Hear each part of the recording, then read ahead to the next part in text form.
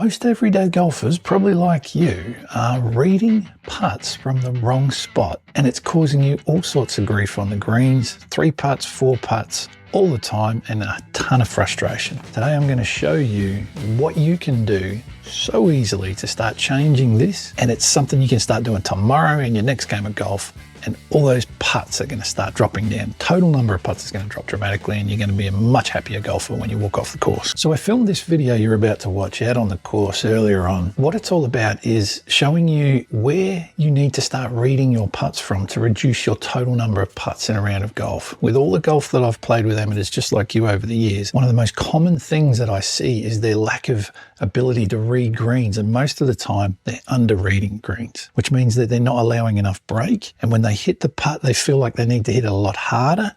And when you do that, when it misses, which is most of the time from range, you're going to end up further away from the hole and then miss your next putt. And the goal of the game of golf is to have the lowest score over 18 holes, not hit the best putt on the 5th. So what we're trying to do is not hole a lot of these longer range putts. We're just trying to avoid 3-putting. We just want a 2-putt. It's in fact one of the stats that the best putters in the world do. They don't 3-putt very often. Let's head out on the course and I'll show you exactly what I do in this circumstance. My ball is about, well, it's probably 10 to 12 metres away behind the hole there. And what I'm doing is the most important part to read a putt is at the hole. That's where all the action is. That's where gravity's got the biggest influence. Also where I want it to finish close or go in.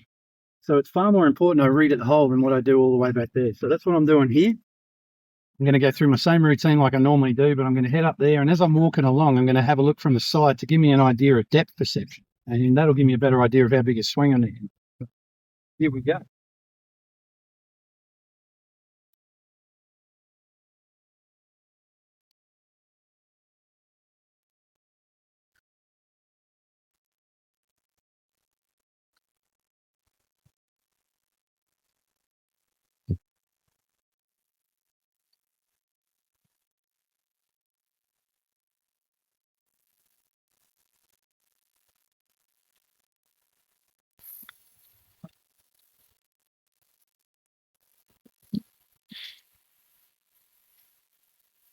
Happy with that putt. Thing inside a putter length from that far away is not too bad. And so that's it. That's why you need to start reading all your putts from behind the hole, and that's your main priority. So that's where gravity has most of its influence over where the putt is going to finish. Now, obviously we're trying to either hole the putt, and if we don't, like I said, we're just trying to 2-putt, which means we need to get that first putt closer to the hole. So if you start reading your putts from behind the hole as a priority, you're going to do that more often. Now, I know what you're thinking. You think, Paul, I haven't got enough time to do that. I'm already taking too long out in the golf course. Well, I'll tell you one thing, is that more putts take longer.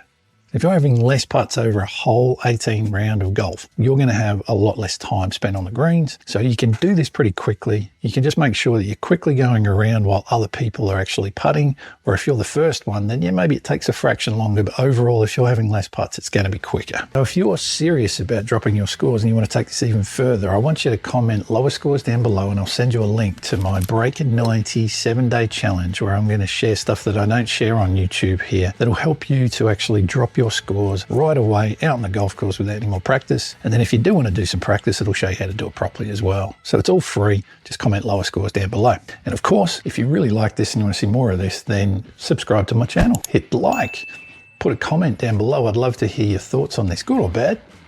I'd like to know what you're actually thinking about all this. So whack a comment down below, and then I look forward to seeing you in my next videos coming up soon. Cheers.